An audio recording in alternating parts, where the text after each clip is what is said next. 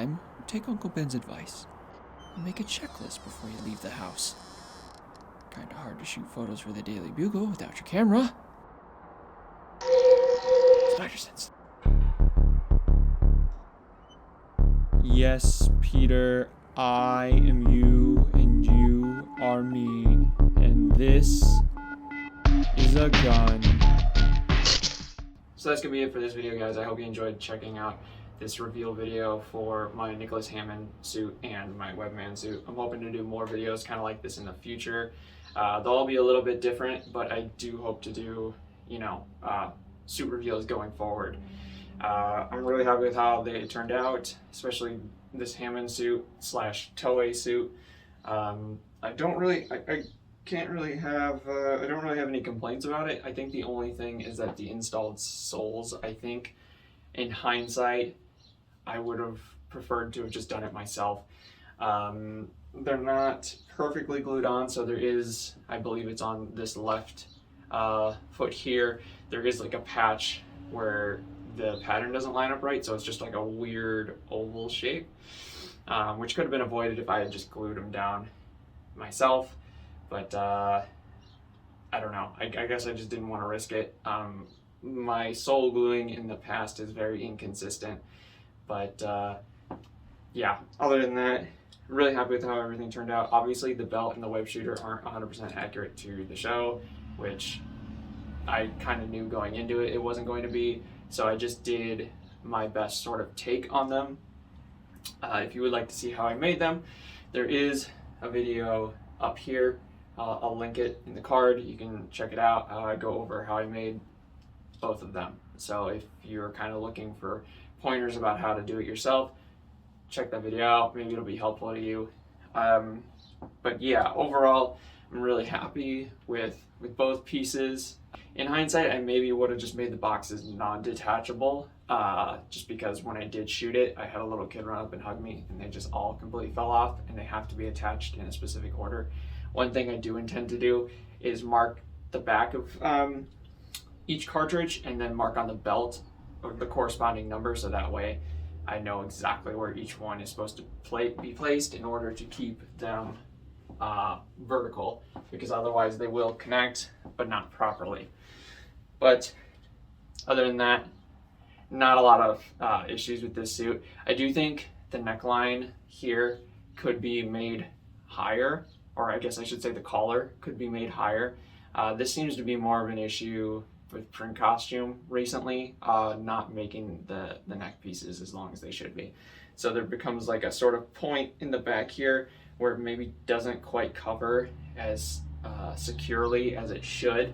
I haven't had any issues of it being, too much of a space there between the neck and the mask, but I do know that's been like a common complaint recently about doing the detached masks on their suits. So yeah, the lenses from Rose Pink Ink, fantastic, love them. The clarity's pretty good on them, but they do fog up, but they look fantastic. I'm really happy with how the glue job turned out on them.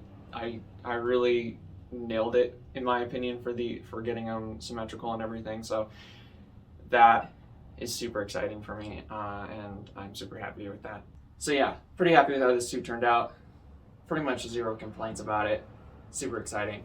And now to tell you about the Web-Man suit and how I feel about the Web-Man suit is me from the past when I recorded this outro before in the Web-Man suit, because I wasn't gonna consider this a reveal for the Hammond suit. But then in hindsight, changed my mind. You know what? Just do the jump cut. Cut it.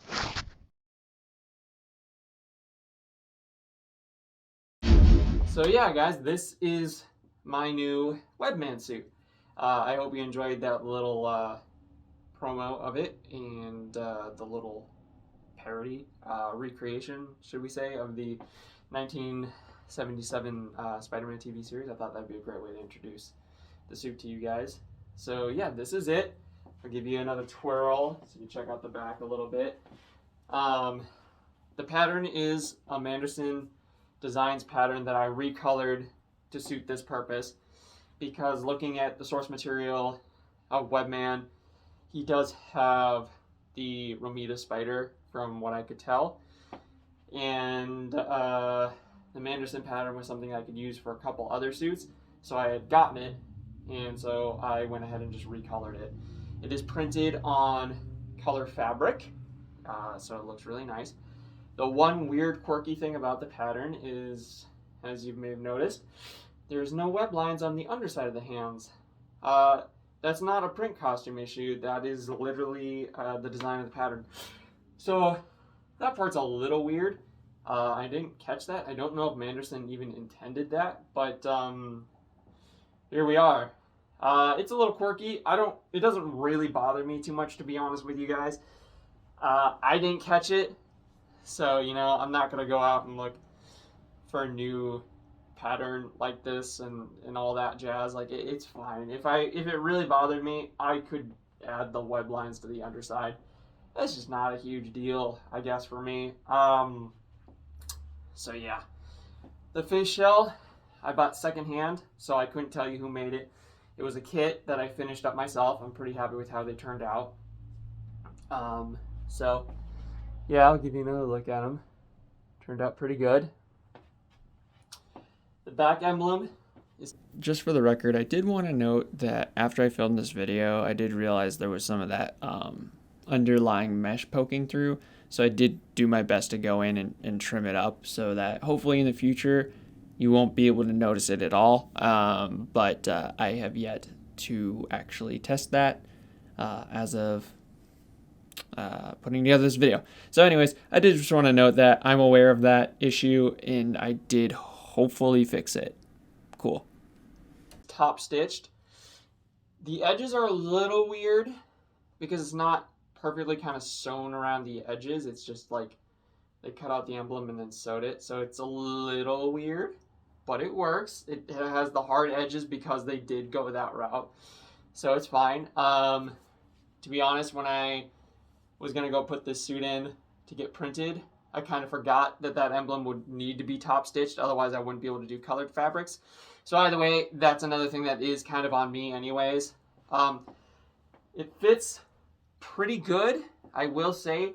It's a little short though, and I'm not too sure why. So it makes getting the face shell on a little challenging. As you might be able to tell, it's a little taut right here because of that. So that's a little weird. So it creates this kind of weird thing where you're wearing the suit where it's like kind of pulling forward a bit. And so you kind of like naturally like hunch forward to like kind of accommodate for it.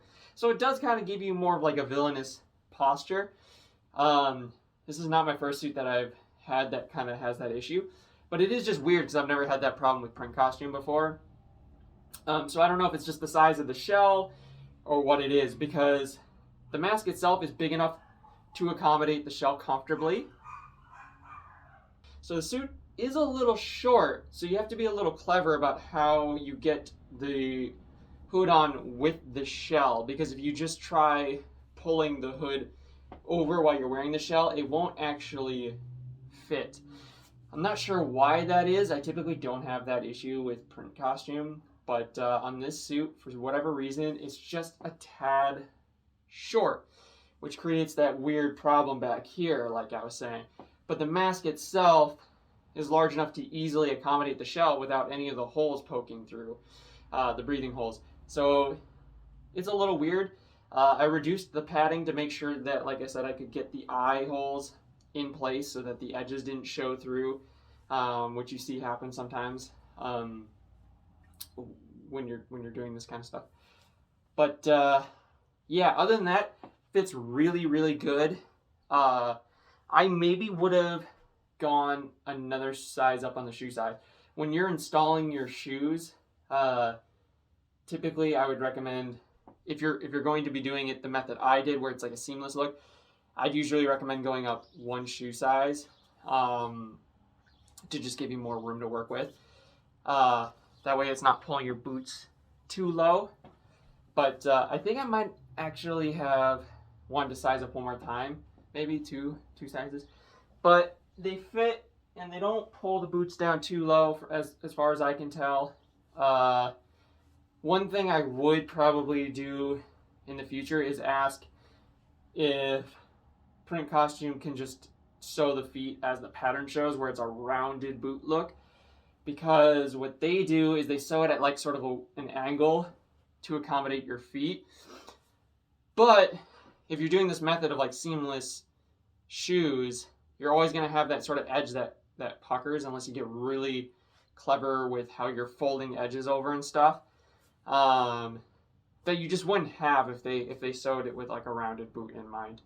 So yeah, that's one other thing. But again, that's kind of on me. I knew about that, and I should have kind of thought of that going into it. But if you're doing just like a sole attach and the sole kind of goes around the edge, you wouldn't have that issue because that'll be covered up. So yeah, I'm really happy with how everything turned out on it, especially the installed Kung Fu shoes, because it was my first time doing it. In the future, I am hoping to put out a tutorial for you guys, so those of you who are interested in doing it yourselves and saving some money can. I didn't for this suit because I wanted to make sure that I could do it and do it well enough that I felt comfortable sort of passing that knowledge on to you guys. And so after wearing it, they seem to be perfectly attached with the method that I chose to use. So yeah, I could have gone a size down though, I think, for these things, because I do have a bit of wiggle room in the feet. So yeah, but other than that, that's it for this video, guys. Thank you for checking out. I hope you enjoyed taking a look at my new Web-Man suit. And if you have any questions, feel free to leave them down below. And yeah, like, comment, subscribe, do all the algorithm stuff. And I'll check you guys out in the next video, whatever that